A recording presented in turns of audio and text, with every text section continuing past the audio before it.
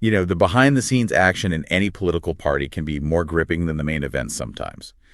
Today, we're plunging into a fascinating situation unfolding within the Republican Party.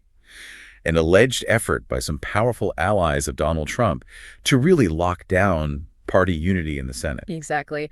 We're examining reports detailing how figures like Charlie Kirk, the head of Turning Point USA, are supposedly strategizing to ensure Republican senators consistently vote in line with the former president's priorities. And this isn't just hearsay, is it? This comes from a New York Times deep dive into Charlie Kirk, which then sparked a discussion over on the Ring of Fire YouTube channel. That's right. So our goal today is to dissect the specifics of this alleged plan, understand the thinking driving it, and consider what it might mean for the future direction of the Republican Party. Okay, so let's get right to it. What are the nuts and bolts of this alleged plan to enforce unity? Well, the core of the reported strategy, as laid out in the New York Times piece and discussed by the Ring of Fire, seems to really center on Charlie Kirk and Turning Point USA actively working to keep Republican senators in lockstep with Donald Trump. Right. And the primary tactic reportedly being considered is the very real threat of supporting primary challengers against any Republican senator who shows signs of straying from Trump's preferred stances. So if a sitting Republican senator votes against Trump's wishes on a key issue, the idea is that Kirk's organization would then throw its weight and potentially resources behind a candidate in the next Republican primary who would be more reliably pro-Trump. That's the idea, yeah. That's a pretty significant lever of influence, you know. What's the rationale behind this, according to the source material?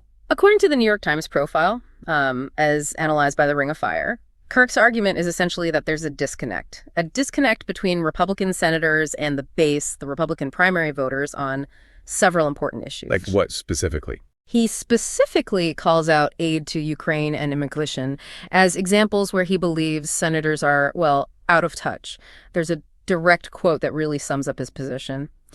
These lawmakers have taken advantage of Republican primary voters far too long. It's an objective fact. They're not in line with what those voters want. It's an objective fact. Right. Wow. That's a bold declaration. Now, the commentators on the Ring of Fire seemed to push back on that pretty strongly, didn't they? He certainly did, yeah.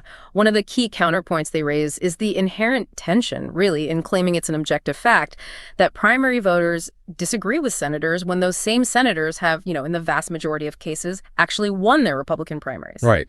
The argument being a primary win suggests some level of support, at least among the most engaged Republican voters who turn out for primaries. It almost feels like a bit of a paradox, doesn't it? If voters truly felt a senator was out of step, wouldn't they have voted for an alternative in the primary? Yeah. It makes you wonder, what does a primary win really tell us about the broader desires of Republican voters? And that's precisely the nuance the Ring of Fire analysis delves into. They suggest that Kirk's assertion might not fully account for the complexities of primary elections. Voter turnout in primaries is often lower than in general elections. Okay, yeah. And the electorate can be more ideologically driven, more hardcore, perhaps. So while a senator might win their primary, it doesn't necessarily mean their views perfectly align with every single Republican voter out there. Yeah.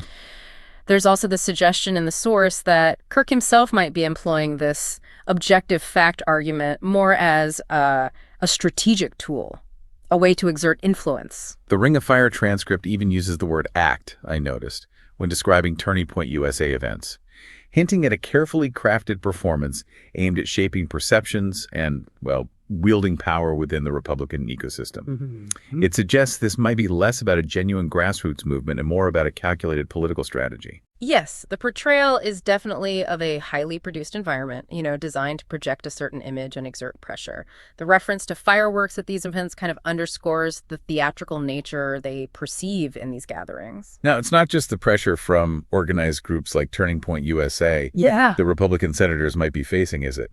The name Elon Musk also surfaces in this discussion. That's right. Yeah, the transcript brings up the alleged possibility or maybe threat of Elon Musk using his significant financial resources to back primary challengers against Republican senators who aren't aligned with Donald Trump. Okay.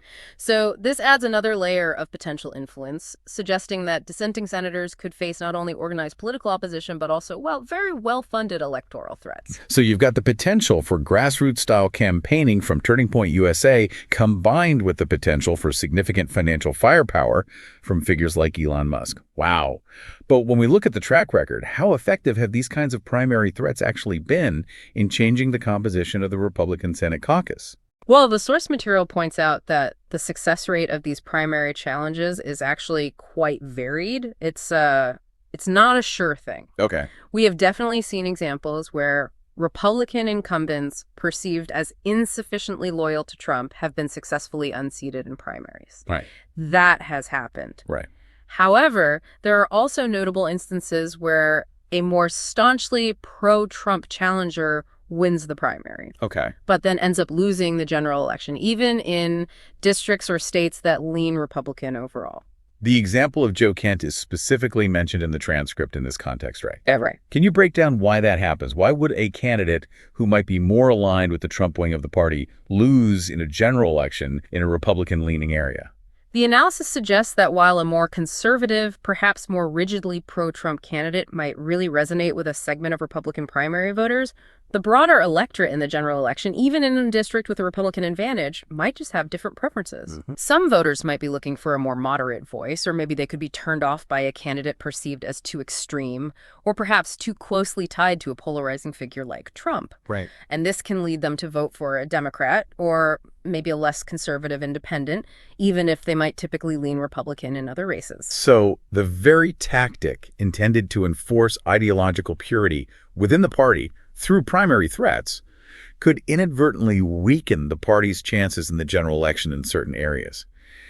That's a fascinating potential consequence, isn't it? It really is a potential own goal, almost. Here's where it gets really interesting. What's the overarching interpretation that the Ring of Fire draws from this alleged push for unity? What's the bigger picture they see? The central interpretation presented is that this relentless pursuit of unity, seemingly at all costs, reveals a significant lack of tolerance for critical thinking and maybe independent thought within a powerful faction of the Republican Party. The analysis suggests that unwavering loyalty to Donald Trump has become the ultimate litmus test, potentially overshadowing other considerations like policy expertise or even, constituent representation. And there's a particularly striking quote in the transcript that really underscores this perspective, isn't there? It paints a vivid picture of the expected level of obedience. Absolutely. The quote is quite blunt. It's, if Trump says do a thing, no matter how stupid the thing is, no matter how dangerous it is, if Trump says do it, y'all gotta do it. Wow. This really encapsulates the idea that questioning or deviating from Trump's directives is becoming increasingly unacceptable within this segment of the Republican Party. It suggests a highly centralized and potentially inflexible approach to political action. It paints a picture where adherence to a single leader's dictates seems to be valued above independent judgment or intellectual diversity within the party. Now, the source material also offers a comparative look at the political left in this context. What's the observation there? The transcript points out that there doesn't really appear to be a comparable, highly centralized force on the left that wields the same kind of pressure to enforce strict ideological conformity through the threat of primary challenges, at least not in the same organized, top-down way. Interesting. The analysis suggests that while there are definitely different factions and plenty of debates within the Democratic Party, there isn't really a clear left-wing equivalent to Turning Point USA operating with the same level of overt pressure on elected officials through the primary system.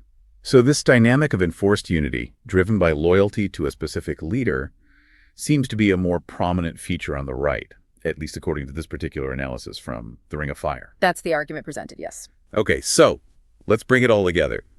We've explored this alleged plan by Charlie Kirk and potentially others to ensure Republican senators align with Donald Trump, mainly through the threat of primary challenges.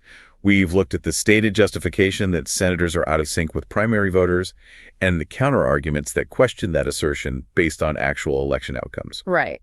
We've also examined the mixed success of these primary challenges and the potential for them to actually backfire in general elections, which is quite ironic. Yeah, definitely. And finally, we've considered the underlying message, according to the source, about a possible lack of tolerance for independent thought within the GOP. or at least a powerful part of it. Precisely. It really highlights the complex balancing act within the Republican Party today. Navigating the desires of the base, the influence of key figures like Kirk and potentially Musk, and the broader electoral realities in different parts of the country. It's a real tightrope walk. This leaves us with a really interesting question for you, the listener, to consider. Given the instances where these primary challenges have actually led to general election losses for the Republicans, what does that tell us about the real strength and depth of this push for enforced unity? Is it truly a sign of a powerful, unified front? Or could it actually represent a potential weakness, maybe even a vulnerability, for the Republican Party moving forward? That's a great question. It definitely prompts some deeper thinking about the ever-shifting sands of party politics and the enduring impact strong personalities can have on ideological alignment, something to mull over.